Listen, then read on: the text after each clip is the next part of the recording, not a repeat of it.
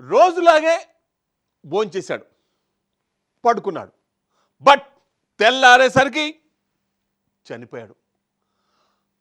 అందరూ అలానే అక్కడ తిని పడుకున్న ఆ విద్యార్థి మాత్రమే చనిపోయాడు. కారణం ఏంటి? ఇప్పుడు అదే తెలియాలి. అక్కడ ఉన్న విద్యార్థులు ఒక రకంగా చెబుతుంటే మరికొందరు మరో రకంగా చెబుతున్నారు.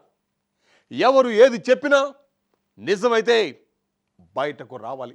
ఎందుకంటే ప్రాణాలు పోయింది 10వ తరగతి చదివే విద్యార్థిది.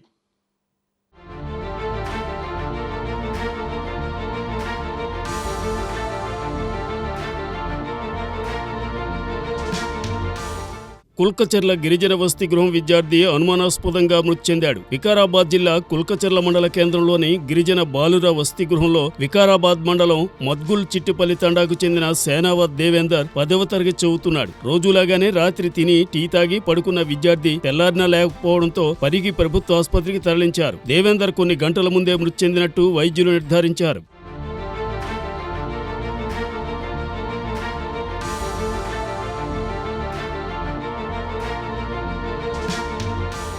సంఘటనా స్థలానికి వార్డెన్ సురేందర్ రాకపోవడంతో వసతి గృహంలో ఏదో జరిగిందని అనుమానం వ్యక్తమవుతోందని కుటుంబ సభ్యులు ఆరోపించారు. పరిగి ప్రభుత్వ ఆసుపత్రి వద్ద విద్యార్థి కుటుంబ సభ్యుల రోదనలు మిన్నంటాయి. విషయం తెలుసుకున్న జిల్లా ట్రైబల్ డెవలప్మెంట్ అధికారి కమలాకర్ రెడ్డి పరిగి ప్రభుత్వ ఆసుపత్రికి చేరుకుని విద్యార్థి మృతికి గల కారణాలు తెలుసుకున్నారు.